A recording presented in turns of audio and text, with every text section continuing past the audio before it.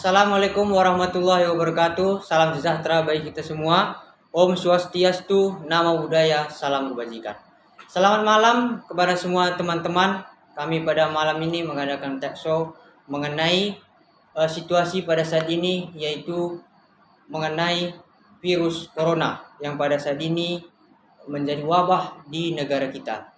Jadi pada kesempatan saat ini saya sebagai host memperkenalkan diri. Nama saya Rajab Tarigan. Saya sebagai anggota kaum milenial Jaringan Pro Rakyat Karo. Jadi pada kesempatan ini kami mengadakan talk show ini adalah untuk mengedukasi masyarakat mengenai pemahaman mengenai virus corona dan juga mengenai protokol kesehatan dan juga mengenai vaksinasi. Jadi pada kesempatan yang berbahagia ini kami telah menghadirkan beberapa narasumber. Kepada narasumber kami persilahkan untuk memperkenalkan diri. Halo, selamat malam. Nama saya Dr. John Peter Roy Kaban. Saya owner klinik Pratama Mitra Bakti Usada yang bekerja sama dengan BPJS Kesehatan dan BPJS Ketenagakerjaan yang beralamat di Jalan Jamin Ginting nomor 266, Padang Bulan, Medan. Halo, selamat malam. Saya Abdullah Nabiah Subakti. Saya alumni dari Universitas Evarina Fakultas Kesehatan. Halo, selamat malam. Nama saya Fersan Tarigan. Saya bekerja di Klinik Mitra Bakti Usada, Padang Bulan, Medan sebagai pengawas. Halo, selamat malam. Nama saya Anis Purugenti. Saya tamatan dari Universitas HKBP nomor 9. Halo, selamat malam. Perkenalkan, nama saya Rai Gamesa Kaban. Saya salah satu pelajar di SMA Swasta Santo Yosef Medan. Saya adalah atlet muda dari Ususanda Sumatera Utara untuk mewakili Sumatera Utara pada PON ke-21 tahun 2024. Tadi kita telah mendengarkan perkenalan dari beberapa narasumber kita. Jadi untuk acara selanjutnya kita ada pada acara kepada materi taksur kita, yaitu mendengarkan penjelasan dari beberapa narasumber kita mengenai virus corona. Jadi untuk mempersingkat waktu, saya di sini langsung bertanya kepada Bang Dr. Roy Kaban mengenai apa itu COVID-19. Silakan Bang. Baik, terima kasih. Pertama-tama saya menjelaskan dulu awal mulanya makanya ada virus corona atau yang menyebabkan penyakit COVID-19 ini. COVID-19 yang disebabkan oleh virus corona ini pertama sekali muncul di Wuhan, Cina pada bulan Desember tahun 2019. Dulu disebut juga ini dengan virus Wuhan. Nah, bagaimana makanya ini bisa muncul? Pertama sekali beritanya ini dapat ditularkan dari makanan-makanan yang kurang dimasak. Virus itu munculnya mulai pertama kali pada hewan-hewan yang dimasak kurang matang. Lalu sampai saat ini virus itu menyebar sampai ke seluruh dunia, bahkan sampai ke Indonesia. Untuk seterusnya, tadi kita telah mendengar penjelasan dari Bang Dr. Roy Kaban mengenai apa itu COVID-19. Seterusnya saya akan bertanya kepada narasumber selanjutnya, yaitu kepada Kak Aprilia, yaitu bagaimana cara kita agar tidak terkena COVID-19. Silakan Kak untuk menjelaskannya. Cara kita yang pertama, kita mematuhi dari pemerintah yang 5M. Yang pertama memakai masker, mencuci tangan, menjaga jarak, mengurangi mobilitas, dan menjauhi keramaian. Oke, terima kasih Kak atas penjelasannya. Untuk narasumber selanjutnya, yaitu kembali kepada Bang Dr. Roy Kaban. Bagaimana cara kita memakai masker yang baik dan benar, Bang? Silakan Bang. Terima kasih. Sebelum saya menjelaskan tentang cara memakai masker, saya akan menambahkan lagi sedikit kenapa kita harus memakai masker untuk mencegah kita terpapar oleh virus corona. Virus corona ini bisa ditularkan melalui droplet atau percikan air ludah. Droplet atau percikan air ludah itu bisa muncul pada saat seseorang itu batuk atau bersin. Iya. Maka oleh sebab itu, mengapa kita di sini harus menggunakan masker?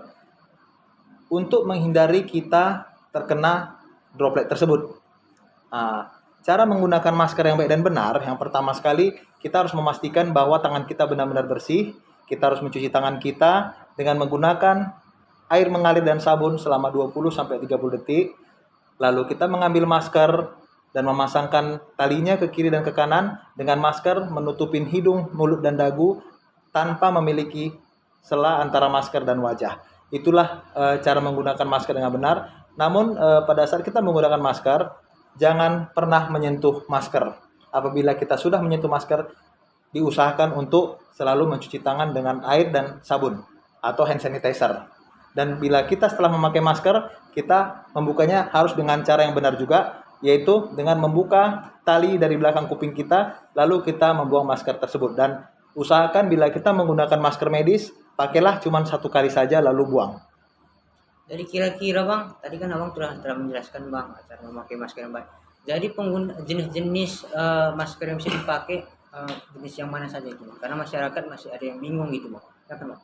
Baik, sebenarnya semua jenis masker ini bisa kita pakai kecuali jenis yang scuba atau yang karet, karena rentan dia bisa melewati atau terlewati oleh droplet, bahkan memecahkannya lebih halus lagi. Tetapi sebaiknya gunakanlah masker kain untuk bisa berkali-kali pakai setiap sudah dipakai dicuci, atau gunakanlah masker medis, atau yang lebih baik lagi dengan menggunakan masker N95.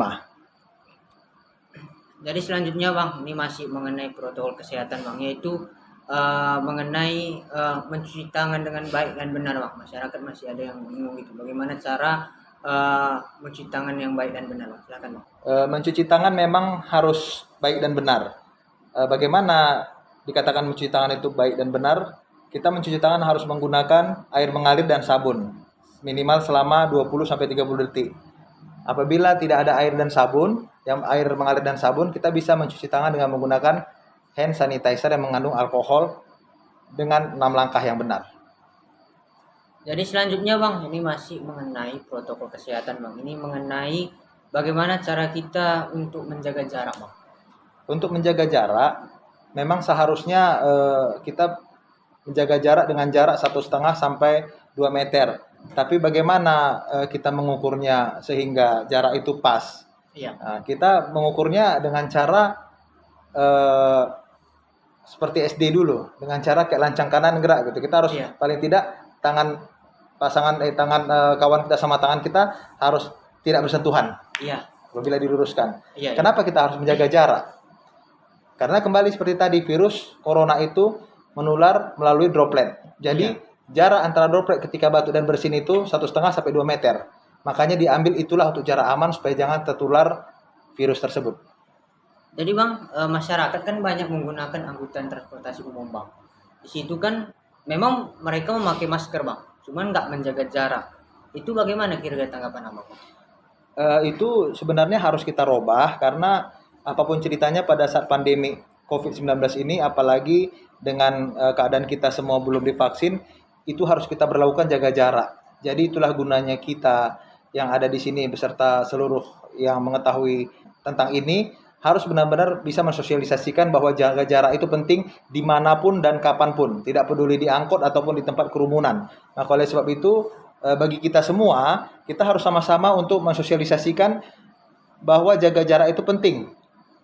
Kalau di angkot sampai saat ini belum ada diberlakukan jaga jarak, maka tugas kita lah untuk mensosialisasikannya supaya di angkot dan dimanapun tanpa terkecuali harus kita sosialisasikan jaga jarak itu penting supaya kita semua aman. Oke Bang, terima kasih Bang.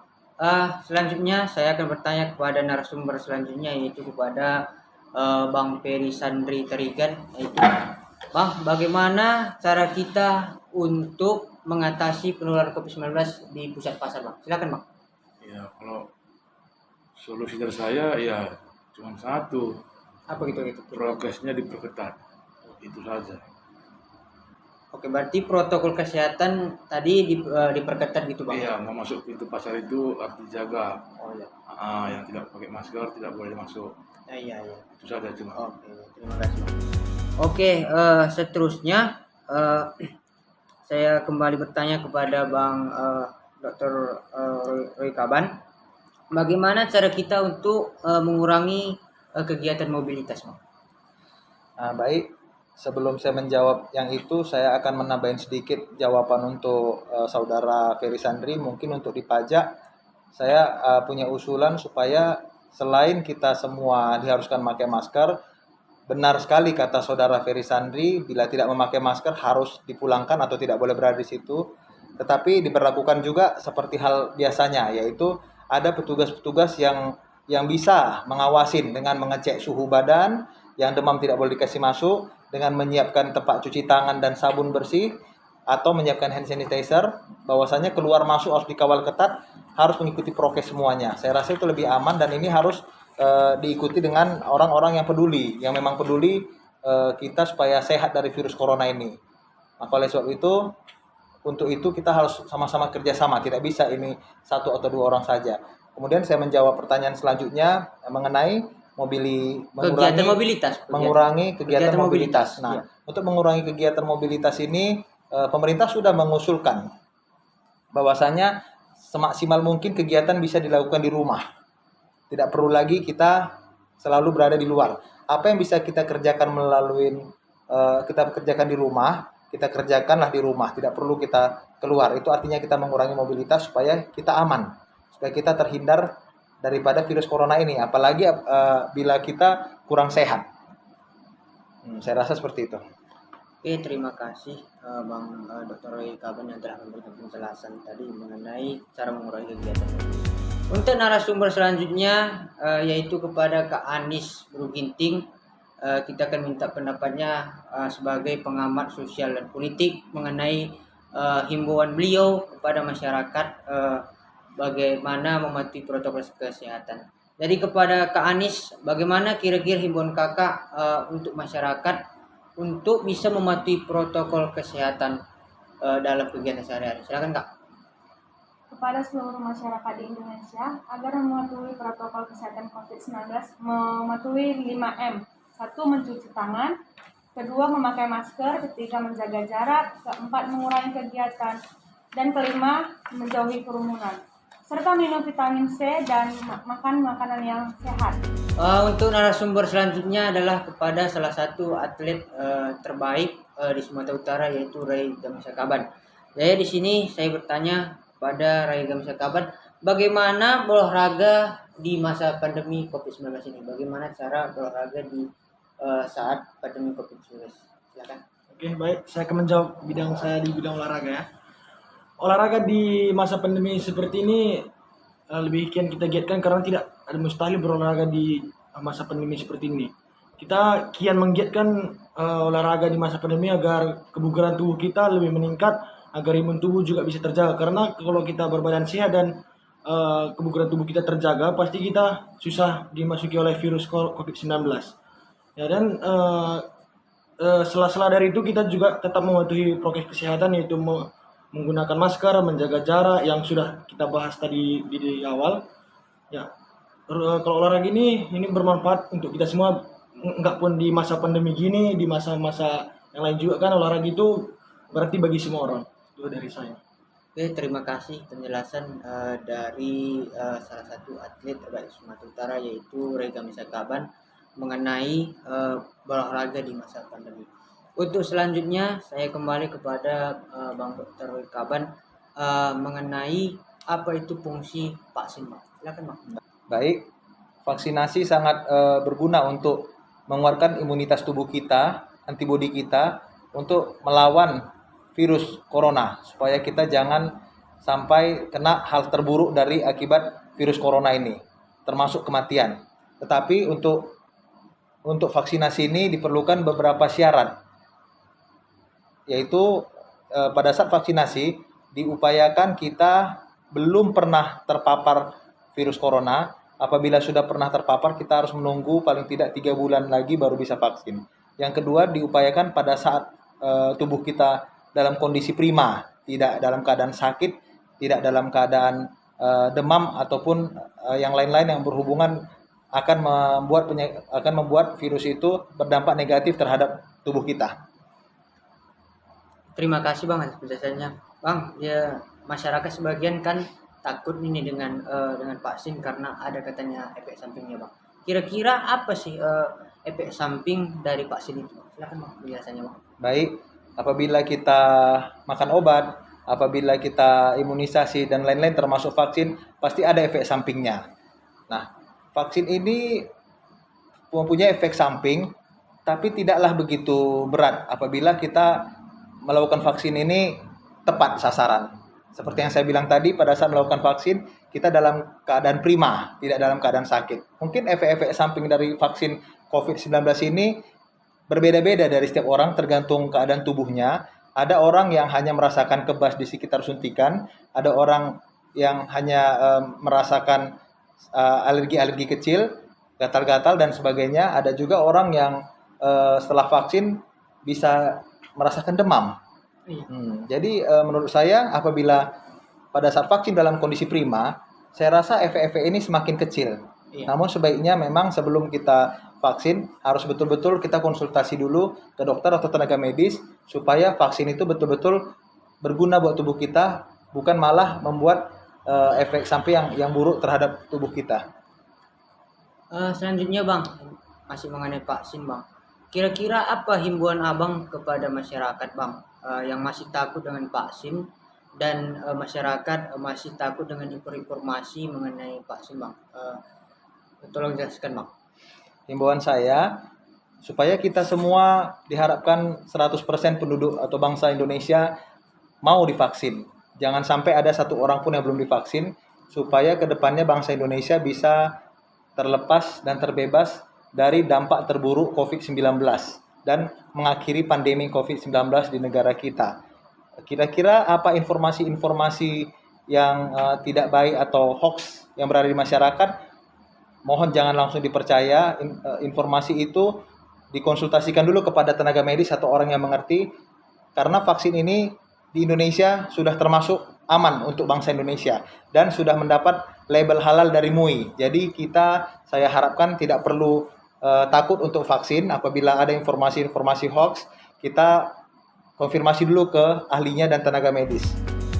Penutup acara kita, saya sebagai host pembawa acara meminta kepada Bang Dr. Roy Kaban untuk memberikan closing statement kepada masyarakat.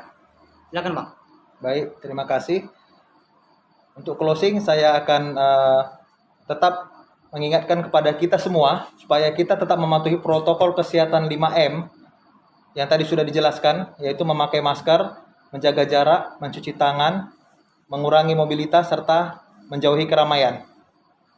Dan jangan lupa tetap kita menjaga imunitas dan kebugaran tubuh kita dengan berolahraga, dengan mengkonsumsi multivitamin, dan akhir kata saya juga mengucapkan kepada kita semua supaya kita semua mau divaksinasi.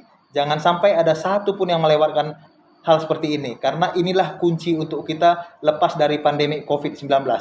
Saya rasa itu saja dari saya malam ini. Terima kasih Saudara Rajab.